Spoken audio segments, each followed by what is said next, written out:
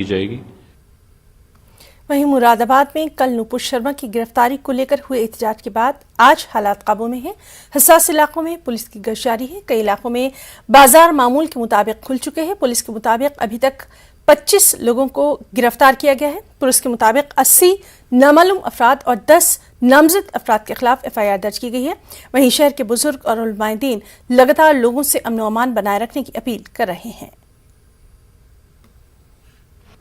कल जो इंसिडेंट हुआ है, जामा मस्जिद के बाहर निकल के लोगों ने नारेबाजियां करी और प्रदर्शन करने का प्रयास किया था और उसमें हमने एक FIR लिखी है। 10 नामजद के हैं और करीब 80 अज्ञात में हैं और इसमें हमने तुरंत कार्रवाई करते हुए करीब 25 लोगों को अरेस्ट कर लिया है आज तक में और ये सब वेरीफाई किए हैं। जो फोटोज़ और वीडियोज़ जो बने थे मौके के, उससे वीडियोज़ जो देखिए, अभी ऐसा नहीं कहेंगे कि सबकी गिरफ्तारी हो गई है, लेकिन हाँ, जैसे जैसे पहचान में आ रहे हैं और जो लोग उसमें दोषी हैं उनके खिलाफ कानून अपने हिसाब से, ऐसा नहीं है, जितना अपराध है उसी के प्रोपोर्शनेट में कानून अपना काम कर रहा है। नाबालिग लोग कितने हैं सर जो 25 लोग गिरफ्तार हुए हैं, या सब एडल्ट हैं? नहीं, नाबालिग अभी जहाँ तक जानकारी, नाबालिग उसमें कोई नहीं है, सभी लोग एडल्ट हैं।